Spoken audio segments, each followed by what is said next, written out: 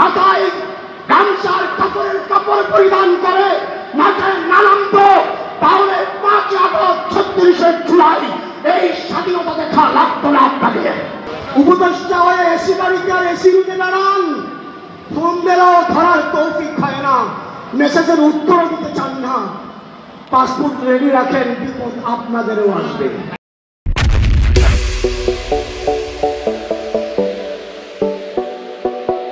আগামী ভবিষ্যতে মুজিববাদের কোনো বাংলাদেশে থাকতে পারবে না, রাজনীতি করতে পারবে না।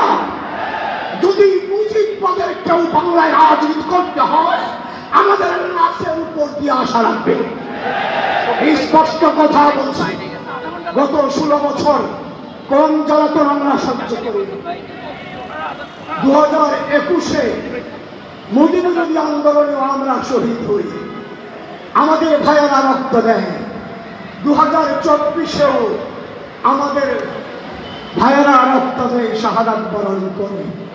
আর হয় প্যান্ট আর শার্ট ওয়ালা।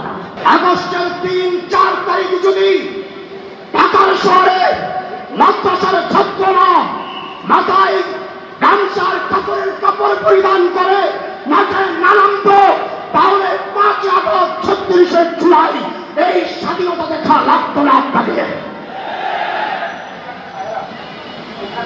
আজকে আমরা অবহেলিত।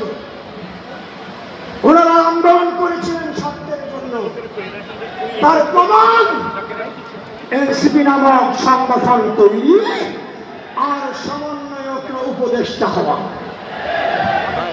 উপদেষ্টা হয়ে এসি বাড়িতে আর এসি রুমে দাঁড়ান, ফোন দিলেও ধরার তৌফিক হয় না, মেসেজের উত্তর দিতে চান না। পাসপোর্ট রেডি রাখেন, বিপদ আপনাদেরও আসবে। আমরা বাংলাদেশকে ভালোবাসি, ইসলামকে, কালেমাকে, কোরআনকে ভালোবাসি। আমি আমার জান কুরবান করে ফাঁসিতে ঝুলব, মগর পালানোর চিন্তা আমাদের হবে না, হবে না। স্পষ্ট কথা।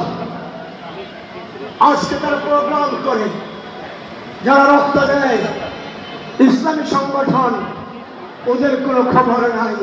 যারা হাসিনার সাথে তলে তলে 25 গল্প করত, তাদেরকে তারা আপন করে নেয়। দুঃখ সেখানে। আমরা বলব, এই বাংলাদেশ আমাদের। দেশটাকে নিয়ে আর কোন জঙ্গি খেলা খেলার চেষ্টা করবেন না।